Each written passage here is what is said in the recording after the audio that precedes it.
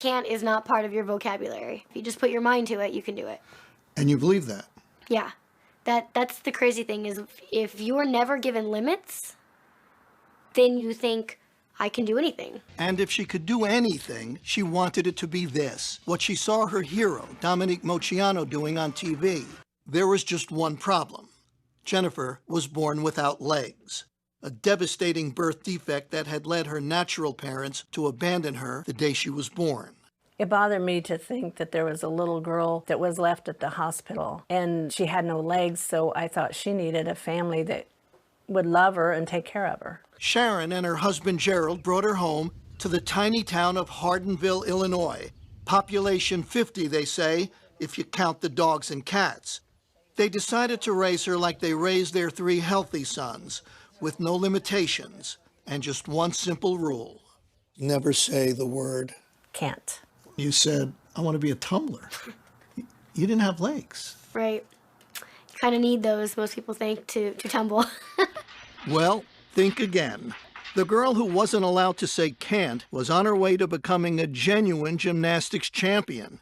She started at 7 on the trampoline with her dad. And after a few falls, she got the hang of it. In time, she was competing. And soon after that, she was dominating. And by high school, Jennifer Bricker, are you ready for this, was the tumbling champion of the state of Illinois. Soon, Jennifer was pursuing other sports too. Even one you'd figure she had absolutely no chance to play well, until it turned out she could steal the ball, even grab a few rebounds. And she could make baskets too. She didn't consider herself handicapped. She was talking to some friends one time, and one of them said something about her being handicapped. She said, well, I'm not handicapped. And they said, well, you have to use a wheelchair. She said, just to keep them getting dirty. One day at age 16, out of curiosity, Jennifer asked her mother a question. Hey, is there anything that you, know about my adoption or biological family that you didn't tell me? I said, okay, but you got to sit down. And she said, Mom, I'm always sitting. And she said, maybe you should sit down. I said, okay, let me sit down. And she said, well, what's the big deal? Just tell me what my last name is. And I said, well, that's the big deal. And she said, what do you mean? I said, your last name would have been Moceanu. I knew what that meant. I knew that Dominique Moceanu was my biological sister. When she finally tracked Dominique down, Jennifer wrote her a letter. Inside the envelope were adoption papers, a photograph, and a stunning piece of news. My biological last name is Moceanu. That line, I was just like, I can't believe this is happening.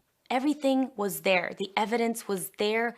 Jennifer looked like the spitting image of my youngest sister, Christina. What a moment for anyone to even speak to their childhood idol, but for their childhood idol to be their sister, that's something. She told me she was an athlete in the letter. In fact, I was her inspiration to start tumbling and doing gymnastics. And then on the phone call, she goes, oh, by the way, I have no legs.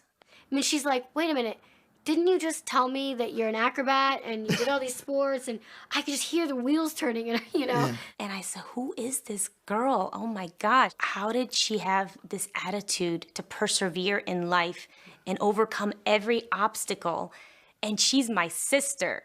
Jennifer has moved out to Hollywood. Where else if you want to be a star? She drives a specially equipped car and lives a normal, independent life. And she's earning a living. How else? As a gymnast. She's an acrobat who has toured with Britney Spears. And now she's training for a classical performance at New York's Lincoln Center. We got to go to Ohio and got to watch her perform. The audience just went crazy. They stood up and they were whistling and screaming and clapping and all this, and I was blubbering. I was sobbing because it was so beautiful, and it's like, oh my goodness, that's my baby. The baby who was taught early on never to say the word can't.